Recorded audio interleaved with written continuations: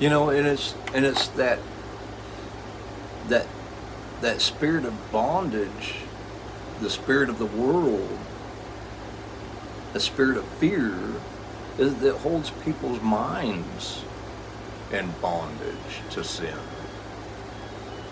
You know, it's that fear that keeps them from accepting the gift of eternal life in Jesus Christ, because all they want to do, because of their fear of death, is pervert the gift of God.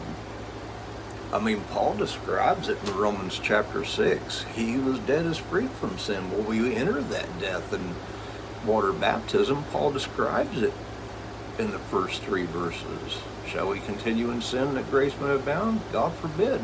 How shall we who are dead to sin live any longer therein? He says, know you not, as many as were baptized into Jesus Christ were baptized into his death? Therefore we're buried with him in baptism, as verse 4 says. Well, in verse 6, he says, he who's dead is justified from sin, freed from sin.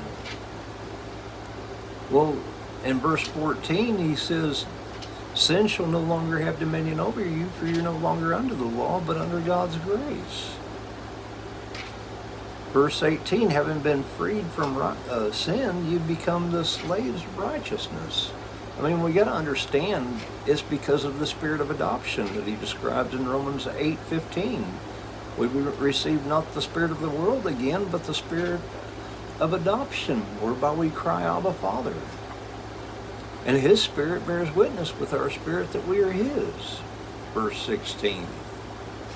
I mean, we need to understand the truth, because it's like Paul wrote Timothy, you know, we've not been given a spirit of bondage again to fear, but a power, love, and a sound mind, disciplined mind, self-control. I mean, if our mind is in bondage to these strongholds around us because we give way to the fear, that's what I've been screaming about. Whatsoever's not of faith is sin. It is fear that quenches our faith.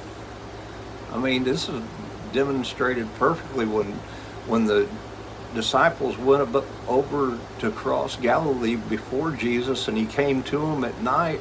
They were having a hard time crossing because of the waves being contrary to them, and seeing Jesus, supposing him to be a spirit, they cried out, and Jesus said, fear not.